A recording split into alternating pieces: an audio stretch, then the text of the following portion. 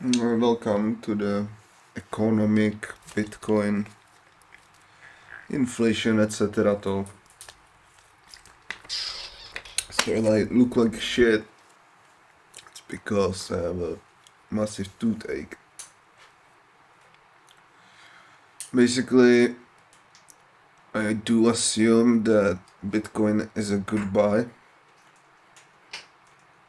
I personally bought on average in about this price. I guess here it will be easier to see. Yeah, somewhere around this line. So kind of at the bottom of this channel. And I'll try to explain why I believe it's a good buy and why I do believe it's gonna go up. And we'll also talk about global economy and inflation and shit. Why is my camera so small? I guess it doesn't matter. I look like shit anyway. So Bitcoin went down like a shit ton, as most of you probably know. It went down about 66%, even more, but 60, almost 70,000 to 20, which is over 2/3 of lost price, which is actually a massive deal. The way I look at markets is basically I do analyze the history of the market because it is likely that in some shape or form the market will repeat itself. And I've been pretty much on point until today. I can go in the past. My first call was all the way in 2014, but I do have to agree that that was probably more of a luck rather than great analysis. But back in, what is the first? Oh, the chart is not that old here. I have to use different chart. All the way back in 2014, which is, there we go. Here I was trading at this part where I basically said that when we were in this channel right here in April 2014, I said that Bitcoin will drop. No. No. Michale, dávej si, Jo, chceš radši špagety anebo to kořena z toho rychy? špagety. Jo.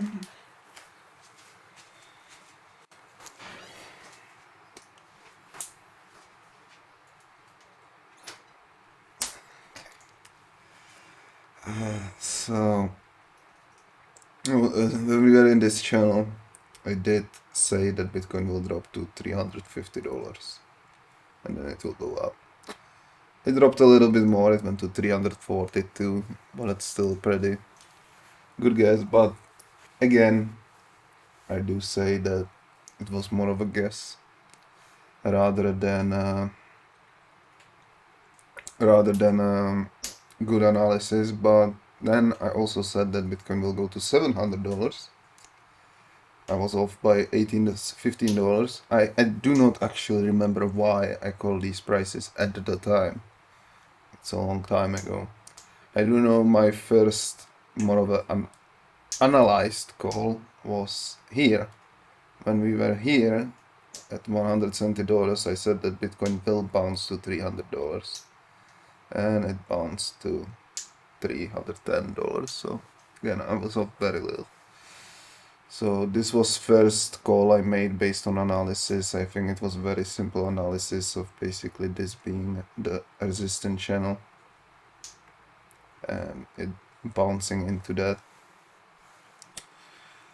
Then I proceeded calling that Bitcoin will go up to $10,000. I said it went to $20,000. So I was way more off there.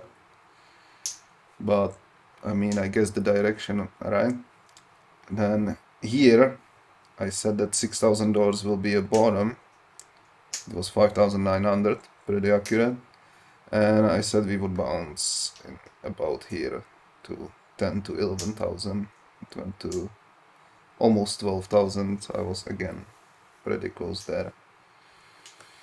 Then I said that the next rise will go to 60,000, and I guess we all know what happened. The next rise went to 64, 69,000. So I was surprisingly accurate in my previous calls. The reason for these calls is simply just analyzing the previous rises. So what I look at is how Bitcoin interacts with the daily average, which is this squiggly line inside the candles, the green, red, green, red, green, red. And I analyze Fibonacci retracement. I like to use the Renko volume data, but it's way easier to use at either after the price drops a lot or when the price is more or less stable, rather than if it keeps going up and up. So I haven't been able to use that much with Bitcoin. And yeah, that's basically what I use. So right now, what I look at specifically, so you actually understand, is I look at the Fibonacci. I look where the price reached its lowest point before falling off, which is where I believe the market is in right now, which was here. So I can see the lowest point reached about the red line, which is 0.236 percentage of the whole move from down to up, and it afterwards it went between the green and blue line. I look what it did at the next rise as well. Here we can see it went down again between yellow and red line and bounce again between green and light blue line, right? So what I can assume is that it's gonna do the same thing. So you look at this drop, it was very specific in a way that it actually went down way more. It actually went below the red line, which didn't happen in the past.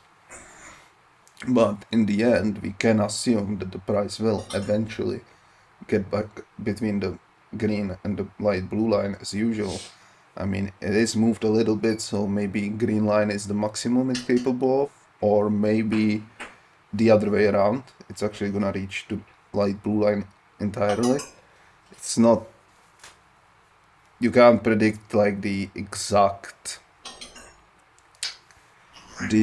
price, but you can sort of figure out where the price is gonna go at what period of time. You can't guess a day the exact price where it's gonna go. It's impossible. But you don't really need that. You just need the general idea, right? So that's the first thing I check. And the second thing I check is what it does with the weekly line. Here we can see it basically punctured the weekly line, then it went above it. Good to know. The green line, the weekly stayed green the entire time. Let's see what happened here. Again, it punctured and went above it. And again, it stayed green the entire time. So what is happening here? Oh, that is completely different, right? The weekly line is completely above the chart, not below the chart like in the previous cases, and it's definitely not all green anymore. What does that mean? We basically can assume that this weekly line, while here it acted as a support, meaning that the price goes up from it, right? So you can see the price goes up from it, and we can assume it's gonna do the exact opposite here since it's above the chart, so the price will bounce down from it. Therefore, this line is a very good indicator of where the price can come. The line obviously moves throughout the time, meaning that if we would bounce from here, we would go all the way up here, but if it happens here, then it's only here, right? Therefore, again, it doesn't give you the exact price, but once it happens, you can actually get a very good idea of where the price will go before it turns sour. So right now, basically what we established just from these two things is that we said that the price will either reach the green line or the teal blue line between those, and it will reach the weekly, this line. So if I can just sort of like paint, I forgot how to change colors here. So like we can assume the line will basically continue like this, right?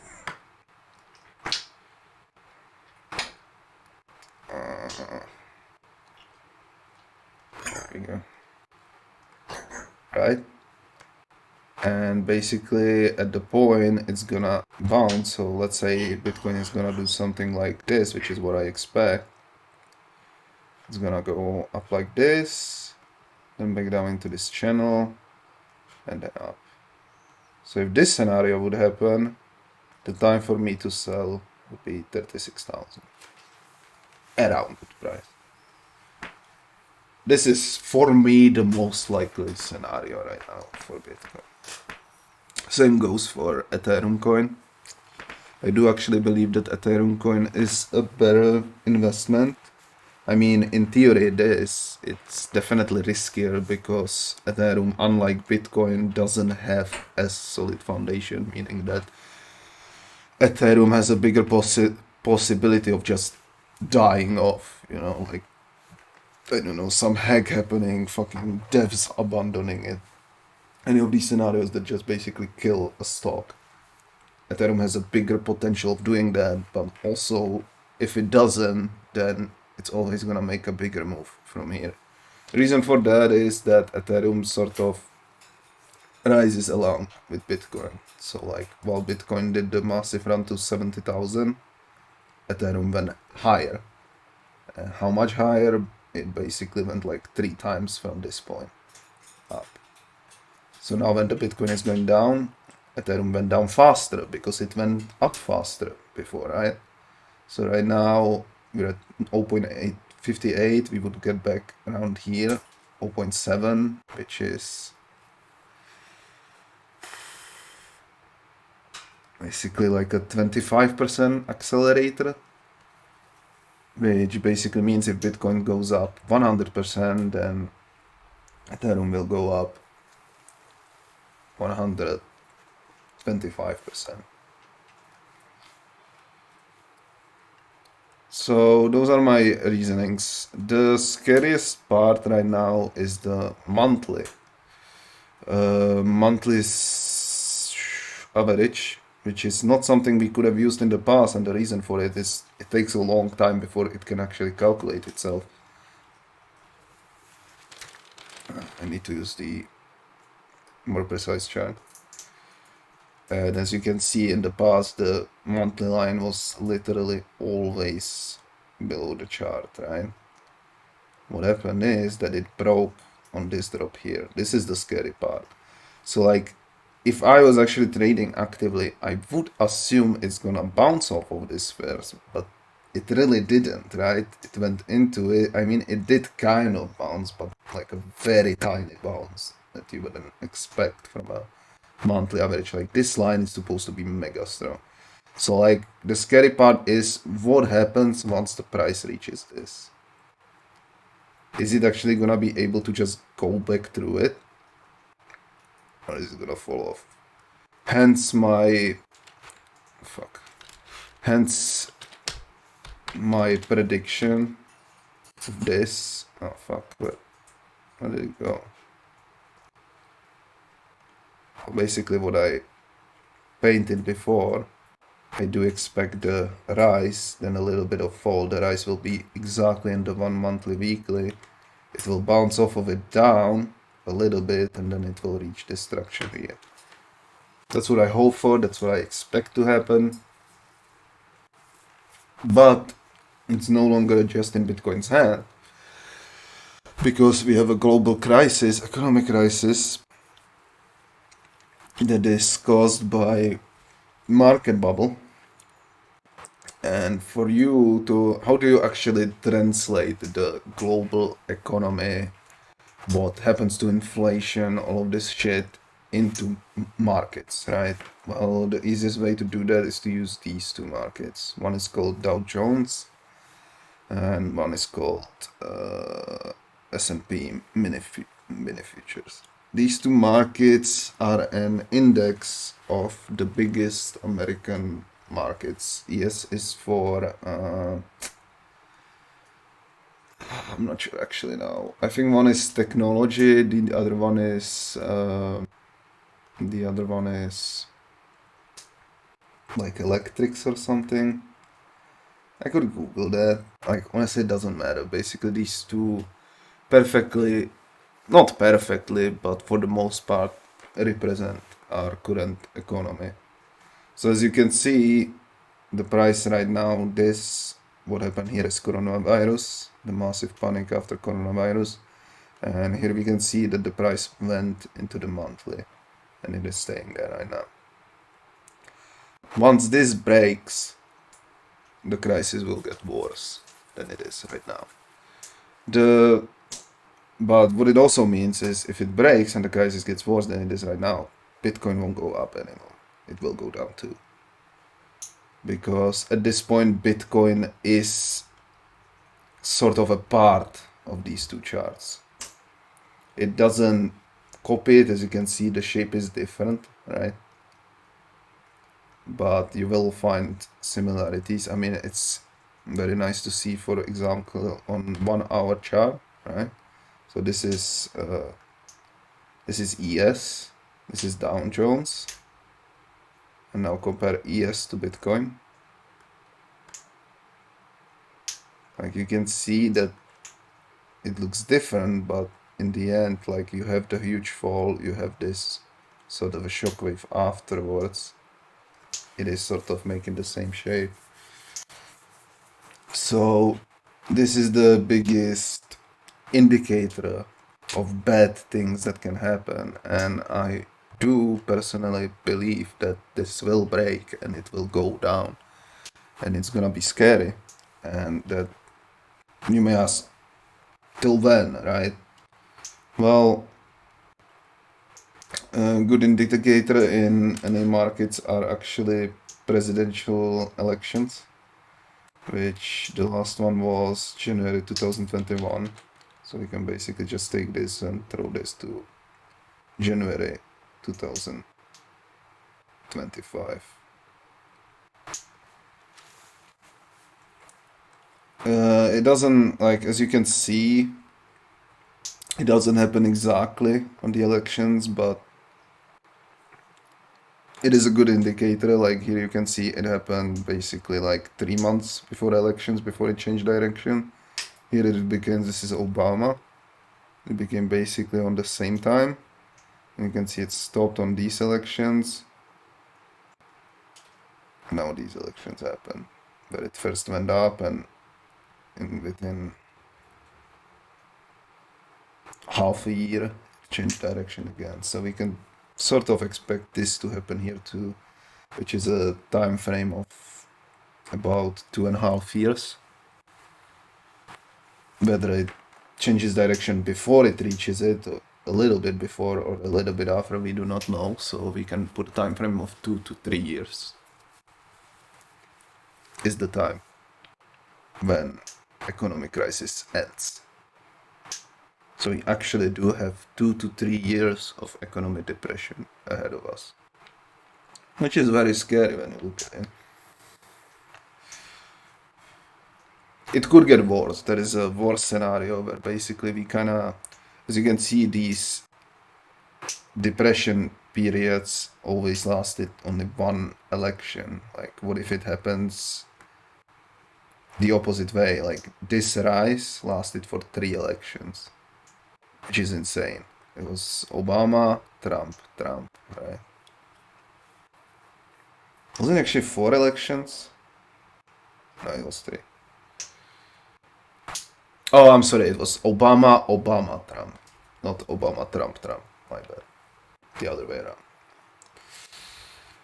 So what if we actually go down for 2 whole elections. That would be a super scary prospect, but I don't think it's that likely. It's possible, it's not that likely. It's a very, very dark scenario for everyone in the world. But basically, what I'm saying and why this is important towards our Bitcoin and Ethereum talk is that if this breaks, the scenario of Bitcoin reaching the point I pointed out before is done. It's not gonna happen. So that's why it's good to watch this. This is super important for this Bitcoin move to be stable. But the reason I don't think this breakage of this will happen anytime soon is that basically the inflation is super bad right now, right? Like the middle class is struggling, the rents are expensive, but mostly the food is going insanely up and electricity is going insanely up, right? You can't have that. Like for these people who decide the market, which happens, I know, but they told me in school Pasco that it's fucking offer slash fucking buy, etc. Like it's a free market. People they don't. They don't. Like you have to realize that only 1% population in the world trades. Out of that 1%, another 1% actually makes money on it. So how can you say it's a people's market? It's not. If 1% of 1% trades and makes money, which is 0.001%, that does not represent people, does it? It really doesn't. So basically, why I'm saying this is for these people to be as rich as they are, they need one thing to stay constant. And it doesn't matter whether it's capitalistic country, whether it's socialistic country, communist country, or dictatorship country. Every of these countries, the richest people of these countries need one thing to stay the same. And that is that the middle class is able to work. If middle class doesn't work, economy collapses, and you being rich doesn't matter anymore because all your assets will lose value. Because the whole country will lose value. So you need middle class to be able to work. For middle class to be able to work, the middle class has to afford its rent, it has to afford to eat, and it has to afford to pay electricity. Therefore, if this would go down right now, I don't think middle class would be able to handle that. Because the inflation would go up another 10% for a year, and it's just not sustainable. So I believe we first need to sort of equalize the inflation at least back to like 5%, 6% throughout the world, resolve this Russia energy crisis. And once we do that and the prices drop again, then we can go through this and do another, like sort of a second wave of the economic crisis, sort of like with coronavirus, right? Like first it hit us, then in summer it got better for like 4 months, and then it hit us again. So basically that's what I expect from the economy to happen. That's why I believe we will stay here for a little bit. I assume that ES and Dow Jones will both bounce a little bit. Inflation will get better. The solution with Russia will probably happen. And once all that happens, which again, we have our time frame, 2 to 3 years. So all this has to happen, and then another drop. And then we can finally restart the economy and start going up again and have like the new golden age, etc. Blah blah blah, right? And yeah, that's pretty much my take on the current economy, on current Bitcoin trade, Ethereum trade, and what's ahead of us.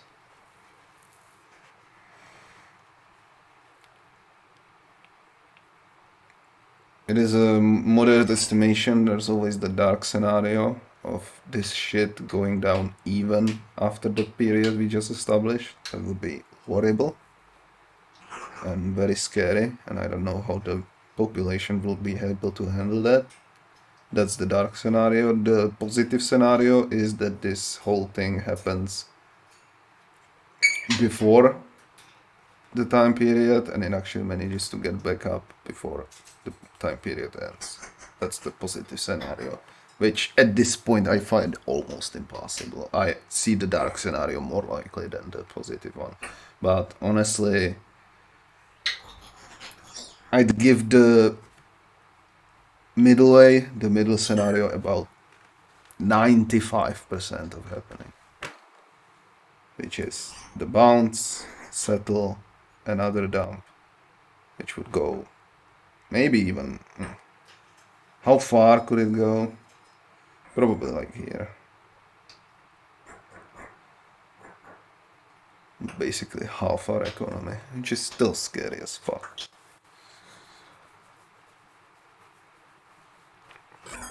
But yeah, it's definitely scary times. And I'm honestly very interested in what Bitcoin will do once the second wave of crisis comes. If it actually gonna go like back to like 10,000 value maybe. It could. It's gonna be interesting. Well, I hope I helped you in any way. I educated you in any way. Hope you enjoyed it. That's all from me for now. Thank you for watching.